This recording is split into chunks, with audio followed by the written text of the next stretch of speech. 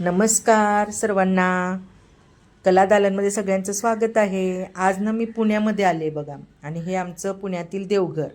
सकाळची पूजा झाल्यामुळे ना वातावरण किती प्रसन्न वाटतंय बघा. आणि पुण्यात ना खूप सुंदर फुलं मिळतात, टवटवीत अगदी. तेव्हा पूजा एकदम खूप सुंदर दिसते बघा. प्रसन्न वाटतं एकदम. सकाळ सकाळी ना खूप प्रसन्न वाटते. हे आता आमची गार्डन बघूया. हे आमच्या बाल्कनीमध्ये बघा गार्डन छोटीशी लावली आहे. हे झाड कशाचं आहे सांगा मला नक्की. हे इंडोर पण येतं आणि आउटडोर पण लावू शकतो.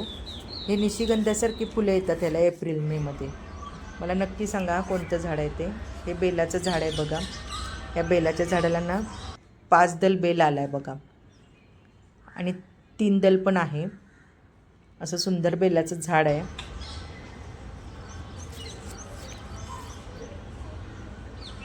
कुंडीत आलं आहे बघा हे. आणि हे आहे जास्वंदाचं झाड. आणि हा गुलाब, लाल कलरचा गुलाब आहे. खूप छान फुलं दिसत आहे, सुंदर वाटते. त्याच्यामुळे गुलाबाची फुलं बघितली की छान वाटतं ना आपल्याला पण. मग एकदम छान प्रसन्न वाटतं मन. कलर बघा किती छान आहे त्याचा. हे आहे ब्रह्मकमळ, आणि ह्याला ना भरपूर कळ्या आलेल्या आहेत बघा. 13 ते 14 तरी कळ्या आलेल्या असतील बघा ह्या.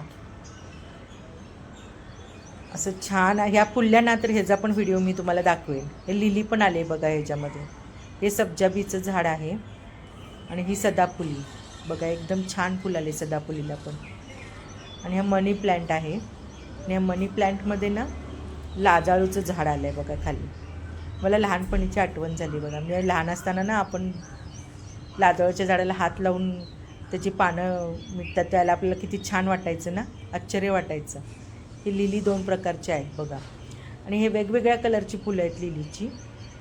हा मोगरा आहे बघा, ह्याला कळ्या यायला लागलेत आत्ता. हे पण लिली आहे. आणि ह्याच्यामध्ये ना आता गोकर्ण पण आहे. गोकर्णाचं पांढरा गोकर्ण आहे बघा ह्याच्यामध्ये. हा. आणि लिलीची बघा वेगवेगळ्या पिंक कलर, येल्लो कलर, असे वेगवेगळ्या कलरची लिली आहे. ही कोरपड पण लावलेली आहे. आणि आरारूटचं पण झाड आहे बघा इथं, छान असं. हे तुळस बघा किती छान आली, आणि मस्त आली तुळस पण. आणि एवढे सकाळी सकाळी ना वातावरण एकदम छान झालं. पुण्यातलं आहे बघा. गुलमोहरचं झाड बघा, गुलमोहर पण छान फुललं आहे इथं. आजूबाजूला पक्ष्यांचा किलबिलाटामध्ये ना एकदम छान वाटतंय. वातावरण एकदम प्रसन्न वाटतंय.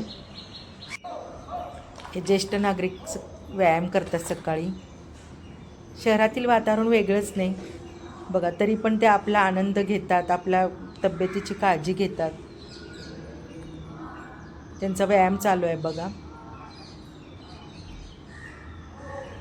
माझी पुण्यातील सुंदर दिवसाची सुरुवात झाली आहे बघा अशी छानशी. आणि आता आपण ना कुरकुरीत कॉर्न कटलेटचा आस्वाद घेणार आहे. तर त्याची मी रेसिपी टाकणार आहे. तर त्याला काय काय साहित्य लागतं आहे आणि काय ते आपण बघूया. चला तर मग आपण त्याची रेसिपी बघूया. चला तर बघूया मग. त्याला लागणारं साहित्य: 1.5 वाटी पोहे घेतलेत, 4 बटाटे, आणि ब्रेडचे स्लाईज, आणि मका मिक्सरला बारीक केला आहे. कोथिंबीर, मिरची वाटून घेतली आहे, आलं लसूणची पेस्ट आहे, लाल मिरची पूड आहे, आणि गरम मसाला आहे. आता हे सगळं एकत्र करूया. पोहे आधी भिजवून घेऊया आपण हे. आणि मीठ लागणार आहे आपल्याला. तर पोहे भिजवून घेऊया आणि बटाटे स्मॅश करून घेऊयात. छानसे बारीक करूया हे. आता त्याच्यामध्ये आपल्याला ब्रेडक्रम्स आणि कॉर्न मिक्सरला बारीक करून घेतले ते सगळं आपण त्याच्यामध्ये सारण घालूया. सगळं एकत्र करायचं आहे आपल्याला हे, आणि मळायचं आहे. तर ह्याच्यामध्ये आता पोहे घालूया आपण भिजवलेले. हे 1.5 कप पोहे भिजवून घेतलेले आहेत ते घालूया आपण ह्याच्यामध्ये. आणि एकदम छान आपण कणिक भिजवतो ना तसे छान असं मऊ भिजवायचं आहे आपल्याला ते.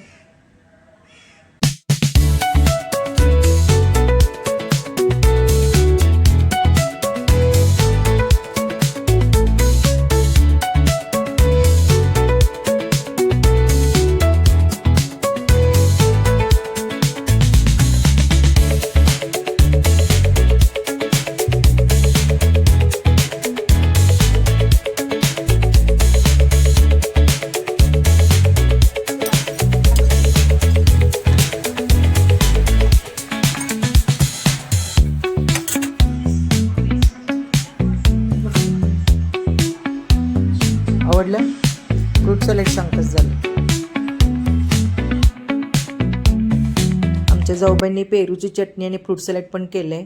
रेसिपी आवडली तर लाईक करा, शेअर करा आणि सबस्क्राईब करायला विसरू नका. चला बाय.